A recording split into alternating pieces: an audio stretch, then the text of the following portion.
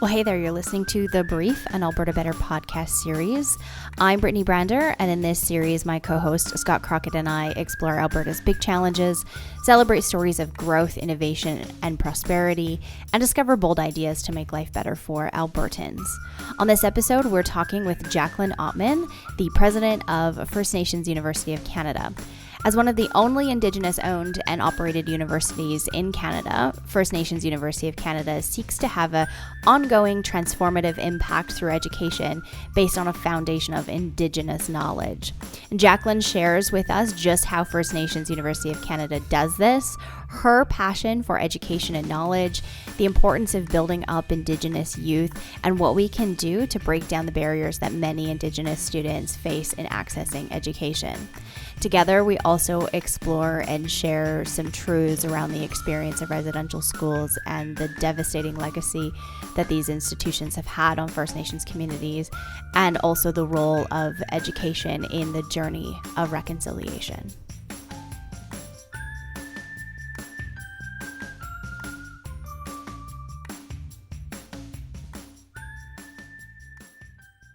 Welcome, Jackie. We're so excited to have you on this podcast today to talk to you about the great work that you're doing at First Nations University of Canada.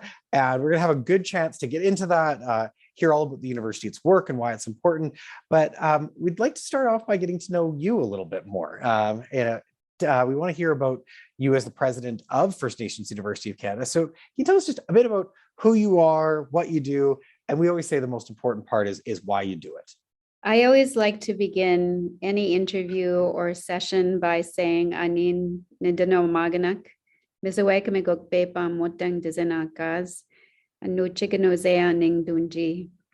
So basically, what I've shared was hello, all my relations.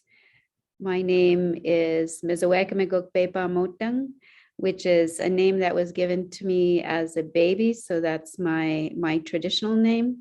And I've also shared that I'm originally from Fishing Lake First Nation, which is a small First Nation 2 hours east of Saskatoon. We've been called Plains Ojibwe, Saulteaux, or Anishinaabe. So that was the community that I grew up and still remain fairly connected to. I went to a provincial school nearby, in the town of Wadena. So that's where I finished my high school education. My parents are the late Alan Pakway-Chan. He was chief of our community for a span of 30 years. And my mother, Marjorie Pakway-Chan, maiden name was Casius, just retired from driving school bus this past September after 48 years. Wow. So I've had some very strong leadership role models, and there's just amazing stories of resilience and strength and pain and struggle that has been shared through again through story form, and those teachings and lessons really do inform how I lead today. Thank you for that beautiful opening and for telling us a little bit about your story and congratulations to your mother of retiring after 48 years of service to kids in school. You closed on leadership there. I want to ask you about that. I think it's been just around a year that you've been president of First Nations University of Canada. Tell us about how this came about and why you decided to take on this role. Well, I became president of First Nation University in September of last year.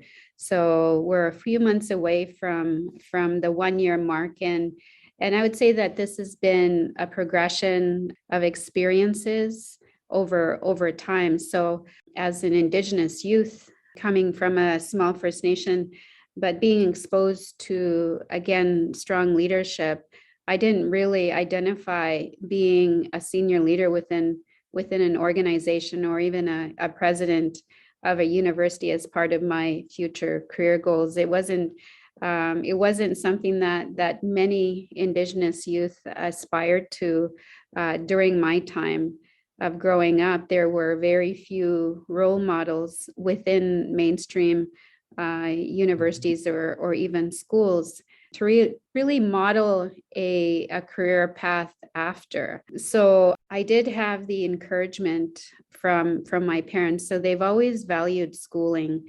And as I've mentioned, my mom was a school bus driver. So we were the first ones on the bus and the last one off the bus. And we barely missed any school days as a result of that. So the journey here, in essence, began back there as a child. And so I was one of the first graduates of high school from my community. And I graduated in 1983. And it was in 1983 that I had left my community, the security of my family, to come to Saskatoon at the age of 17 to attend the University of Saskatchewan, which was daunting. And it was a significant culture shock at the time. And it took perseverance and the willingness to adapt and learn that environment for me to eventually succeed and get my Bachelor of Education degree. So I did get my B.Ed from the University of Calgary. And so I was an elementary school teacher, high school teacher, did a short stint as a principal before going back to graduate school. And in graduate school, I was drawn to leadership studies. And the reason for that is just observing my dad, who was leader of our community, and other chiefs or community leaders, saw the significant impact that they've had on programs and policy development. And so really saw the circle of influence that they had. I didn't have the language for that until I entered graduate school. So there, my focus was on researching, documenting, learning more about Indigenous perspectives on leadership and organization and change management. I did focus in the realm of education at the time, but all of these principles do transfer over into other areas, into other sectors. So I was, after completing my PhD, I went on to be a part of the University of Calgary. And I was in the Faculty of Education, which is now Workland School of Education. I was there for 13 years, and over time stepped into some leadership positions related to Indigenous education, whether it was program development or director of Indigenous initiatives. I also co-chaired the University of Calgary Indigenous strategy with the provost, Drew Marshall, and was a part of the Workland School of Education. I co-chaired the Indigenous strategy there. So it's just been experiencing different kinds of strategic development processes over time. And when I entered the University of Saskatchewan as the inaugural Vice Provost of Indigenous Engagement, again was charged with developing the Indigenous strategy there. So that completed, I stepped into this position at First Nations University of Canada. It is within my treaty territory, so I feel that I've come home in a way. As a child, and all the years of being in education and acquiring these degrees, have elders and community leaders and my parents have always expected me to give back to communities. So there is that strong desire to impact positive change within Indigenous communities, and more importantly for me, to support Indigenous youth through the education, I'll say, system. So to support them from early childhood education all the way into post-secondary or trades, into the workforce. Fabulous. And what a journey you took us on there of, a quick snapshot through your life. And I love that part that, back in your home treaty territory, it feels like you come home. I'm calling you today from Treaty 7, and I suspect you're probably in Treaty 4 at the moment. Is that right? I'm actually in Treaty 6 territory. So First Nations University of Canada has 3 campuses. We have a campus in Regina, and then we've got a campus here in Saskatoon where I'm at. And then we've got a campus in Prince Albert. I'd like to ask you about that. First Nations University is the only Indigenous university in Canada. Can you tell us a little bit about the history of it and how it came to be? We've got an amazing history, and it is a history that we are going to begin documenting. First Nations University of Canada began as Saskatchewan Indian Federated College in 1976. So it was through the advocacy of leaders from within the Federation of Saskatchewan Sovereign Indigenous Nations, FSIN, and leaders outside that organization that really did advocate strongly for Indian control of Indian education, which was a policy paper that was presented in 1976. With that comes the importance of self-determination, of educational rights, attaining educational rights, and demonstrating Indigenous sovereignty. So SIFC was really, along with other, I'll say, First Nation controlled education, really did pave the way for Indigenous peoples to control the schooling of their children. And especially after the bad experience, the terrible, horrific experience that many Indigenous peoples had within residential schooling, where Indigenous peoples did not have the right to inform the education of their children. And actually all rights were taken away with that particular policy. I can continue on by saying that the Regina campus is an amazing and beautiful Douglas Cardinal building. What I'd learned about the history of First Nations University of Canada is that the fundraising for the building began in the 80s. And so it began in the 80s. The building was completed in 2003. Yeah, in the 90s, Indigenous faculty and staff donated some of their income to the building fund. So basically, they were donating anywhere from $20 a month to the building fund. And this is something that they wanted to do. And students were also actively involved in fundraising for the building. So it's just an amazing journey. And it took a while for that Douglas Cardinal building to be realized, again, through the persistence and dedication of Indigenous peoples. We're in the process of fundraising for a new campus at Prince Albert also, and that has been a long-term goal also. So it'll be a wonderful day when that is realized for Prince Albert. Well, I look forward to that for you. As I understand it, First Nations University is one of, if not maybe the only institution in the country that really puts Indigenous perspectives and worldviews at the very center of its programs. Can you, for the benefit of our audience, tell us what that looks like practically and why it might be important? So we're the only Indigenous-owned post-secondary institution that's connected to Universities Canada. And so we are an institution that prioritizes Indigenous knowledge systems, and in actuality, it is our foundation.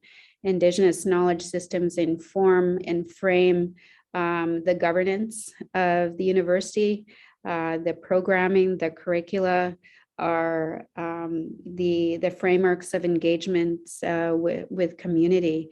So that is significant. We don't within this organization, we don't have to advocate for space or voice for Indigenous peoples. The question is actually, how can we improve these teachings that are foundational, that are informed by Indigenous knowledge systems? We also, within the disciplines, ensure that we do implement, I'll say, a two-eyed seeing approach. So that's the weaving of Indigenous and Western knowledge systems. So students that graduate from these disciplines will get the benefit of both. That sounds fantastic. And, given that you spent, big chunks of your career and life working also in non-Indigenous post-secondary institutions, how do you think that the work that you're doing today and the work of First Nations University might impact other post-secondaries? What could they learn from what you're doing? As I mentioned earlier, for First Nations University of Canada, Indigenous knowledge systems inform everything we do. So there are complex and sophisticated ways of being, knowing, and doing that have been largely marginalized and silenced up until recently. And so these philosophies and teachings are in areas of sustainability, of stewardship, relationship, of in sciences. Like the knowledge that is related to Indigenous sciences is fascinating, and you can see direct linkages, connections to quantum physics. So that's in the night sky, the understanding of the cosmos or the constellations and the interrelatedness of all things. And that's another philosophy. So there is that these philosophies that really do recognize the importance of healthy and strong relationships, not only amongst humanity, but humanity's relationship with creation and the environment. And so with that comes the knowing of these sciences and specific to certain territories or lands. So there's that relationship that let's say the Mohawk or the Blackfoot have to that particular territory. And that knowing of land and place extends back tens of thousands of years. Really important to involve and engage Indigenous peoples in certain decision-making tables, because as I've mentioned, we haven't been a part of those tables up until recently, and because of the Indian Act, we've been excluded from the economy, deliberately excluded from the economy and from education and legal processes. As many people know or don't know, we weren't allowed to vote until 1960. Really does signify the value or the placement of Indigenous peoples in Canada. Yeah, the story of voting not until the late 60s just really sticks with you. My father told me stories from when he was growing up, and he spent some time living on reserves. And he told me about how people couldn't leave without the permission of the Indian agent. And that was something that really has stuck with me throughout my life as an example of intentional exclusion. It was very, very, very intentional, and so the permit system was again a process of controlling the economy. And so if there was produce or agriculture that certain people within the community wanted to sell, all of that had to be approved by the Indian agent. First of all, you couldn't leave the community without the Indian agent's permission. And then you couldn't really sell or engage in the economy without their permission. In many cases, the revenue was not given back to the people in the community. And it's really important to understand these histories and to go and investigate why things are happening the way they are today. Because what you find is that there are historical reasons. There, and in many cases, it leads back to legislation and policies. Well, Jackie, that's exactly bridges into what I wanted to ask you about next. You'd mentioned the terrible legacy of residential schools, colonialism and racism generally. I kind of have a two-part question I'd like to ask you about that. How do you see the legacies of that in your work today? And how does First Nations University look to overcome some of those gaps or knock down some of the barriers that you see? So if I could ask you that in two parts. There are certainly intergenerational impacts of a policy like the Indian Act, and also the mandatory schooling of Indigenous children, and so that was legal for the Indian agent, for RCMP, for anyone connected to the school to go into communities to round up children. And so, they were placed on wagons and in train cars, and many parents, like my grandmother, my grandmother's father, so my great grandfather, who is our last hereditary chief, actually hid his children. And they would go deep into the forest. And on the other side, my grandfather began his residential school experience when he was 9. So there were families that were able to hide their children.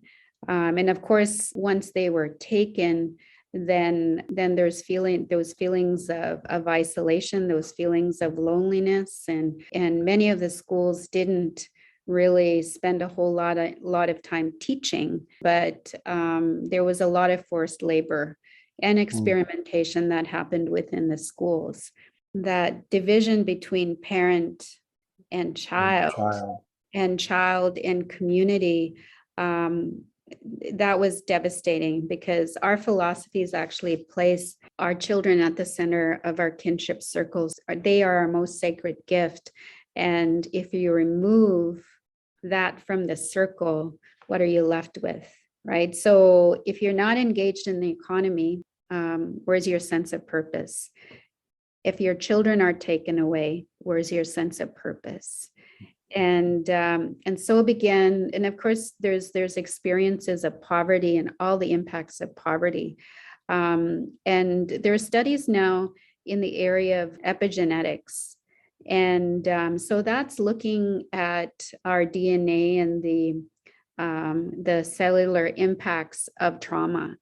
And so there's a book that I'm listening to right now. It's called Bittersweet by Susan Cain, and there's also studies done by a young Ojibwe scholar, Amy Bombay, who has researched this, and so has found that there are tendencies towards anxiety, towards depression, towards addiction when you have these devastating impacts on the bodies. So we feel over long experiences of trauma starts to get embedded within our bodies in just amazing ways.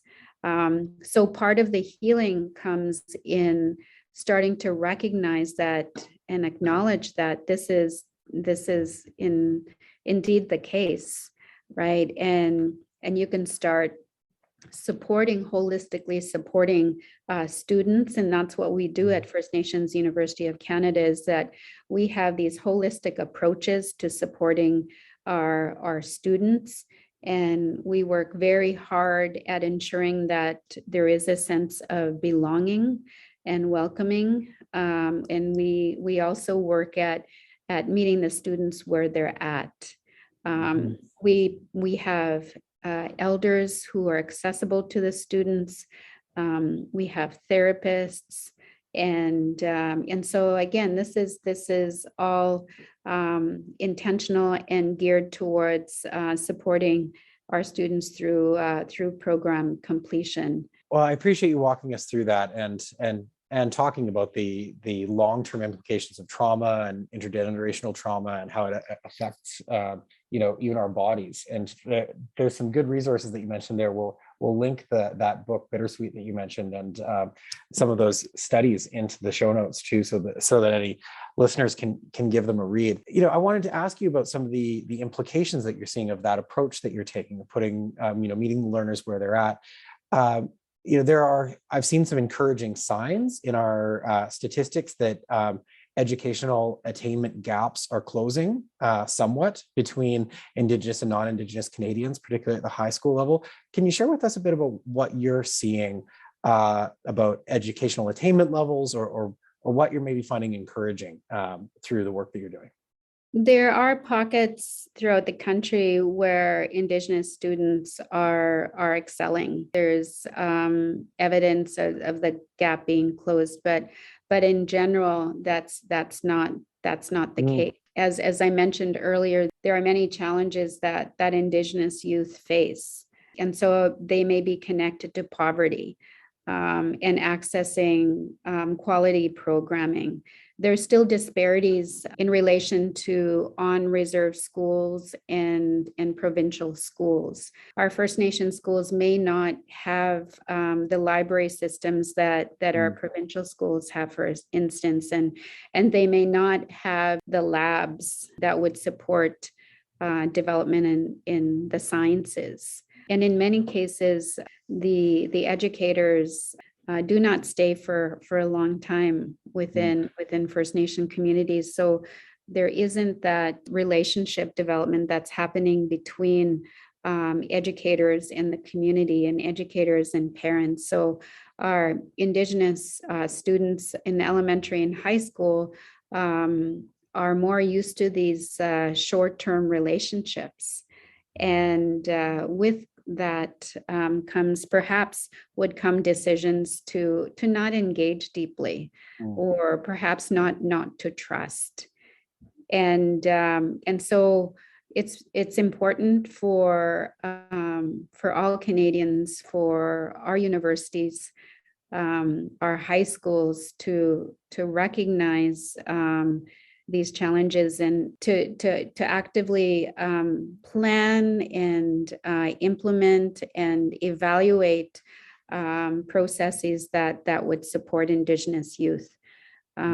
So many ways of doing that. There would be perhaps co-op experiences, mentorship experiences, and we're looking at, as I mentioned earlier, the whole student life, the whole life cycle of a student at First Nations University, and trying to mitigate or help mitigate the times when students are opting out of schools and these transitional areas. And so between high school and university, it's important to have bridging programs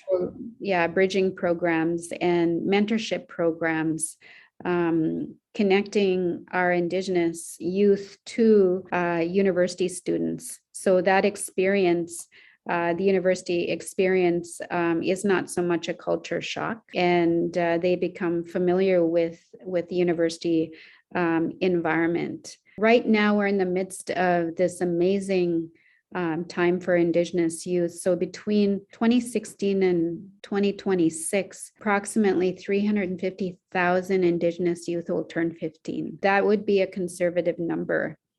And so there's been a study that indicates that if Indigenous youth were supported into the workforce, Canada would benefit $27.7 billion annually.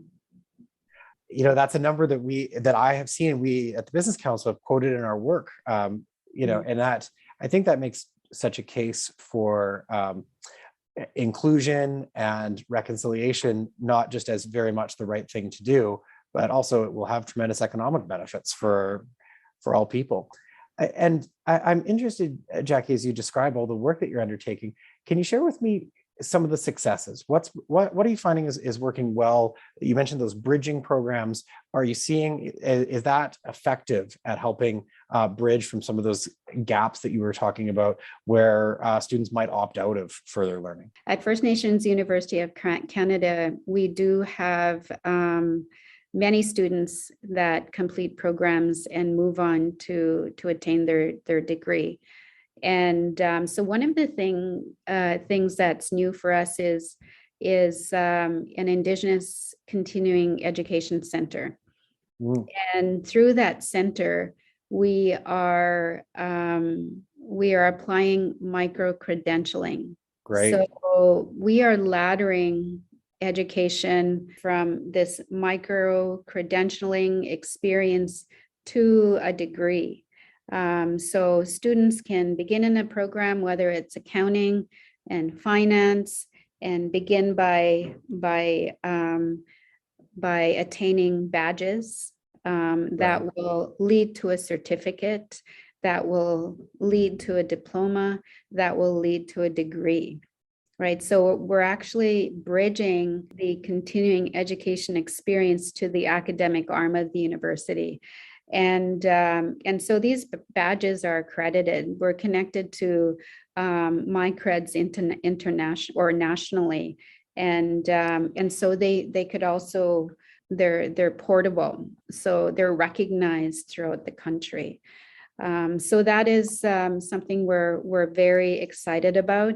And of course, what draws Indigenous and non-Indigenous students to our university is that focus on Indigenous knowledges again, and providing another perspective to an area of discipline. And we have languages, the focus on Indigenous languages.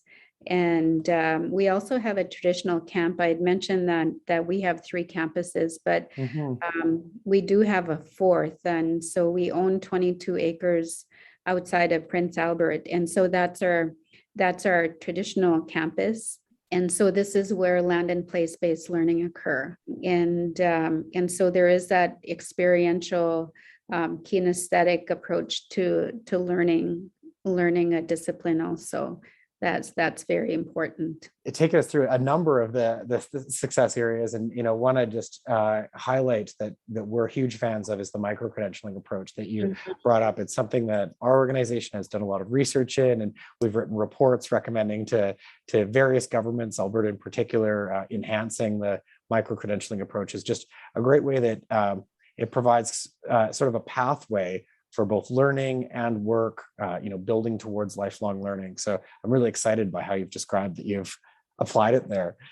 And speaking of our work, we work a lot at the Business Council in the public policy space. So that was one of the other things I wanted to ask you, as we begin to enter our last chapter of this podcast is, Jackie, what are some of the public policy levers you think that we could use to close some of the educational attainment or other gaps?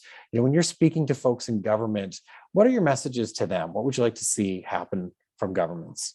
Well, back up a little bit or just detour a little bit. Sure. I was part of Junior Achievement Southern Alberta a few years back, and sat in a steering committee that was I'll say indigenizing their curriculum, and so we had an amazing working group, but the result was this elementary and junior and high school program for Indigenous students that focused on business and entrepreneurship. And so that was piloted in and around Calgary, and it was exciting because again, that connected Indigenous youth, Indigenous students at those levels with successful Indigenous business people. There were also representatives from Indigenous organizations that contributed to those programs. And especially within the high school program, there were examples of a pathway to success, right? So if you're going to trade school. This is, these are things to think Things that about. you do. And here are some role models and their stories within that area, right? And again, entrepreneurship. So it was so well done. So in the area of public policy, we do have an Indigenous Peoples Health Center. We continue to advocate for effective policies in the area of health for Indigenous peoples. We have a very strong social work program. And again, we have members of our community that continue to advocate for policies related to social work. In March, we brought together Indigenous scholars, leaders, staff, faculty, elders from across the country to engage in a national dialogue on Indigenous identity. This is in response to the fraudulent claims of indigeneity. And so that will impact policy. And since this is going to be broadcasted after June 6th, on June 6th, the National Indigenous Economic Strategy will be released. And so this strategy will include calls to action that relate to Indigenous economic prosperity. And so there was a gap within the TRC calls to action and in the United Nations Declaration on the Rights of Indigenous Peoples in the area of Indigenous economic development and Indigenous prosperity. And so I'm really excited for those to be released. But at the same time, we have been identified as the university where this work will center. Well, I look forward to reading that strategy, but more than reading it, in sort of asking how we can action it and how the business community, the groups that we interact with can support it. And that'll be another one that we'll link down in the show notes. I suppose that's a great opportunity to bridge to one of my final questions for you, which is, I often ask if you had a magic wand and there was one area that you could really advance quickly in the next while, what would that be? And particularly, I like to ask that because so many of the people listening to this and that we interact with are leaders, often of large businesses, wondering what's a tangible action that I can take. So I'd love your input and thoughts on that. What we see in Canada right now are the impacts of schooling and curriculum. Up until recently, there hasn't been adequate or quality content of Indigenous histories, of appreciation of Indigenous peoples, of course, the complexity and sophistication of knowing, being, and doing, as I talked about earlier. People who graduated from high school a few years back would know very little about Indigenous peoples. And of course, our gaps of understanding are maybe filled with misconceptions, stereotypes.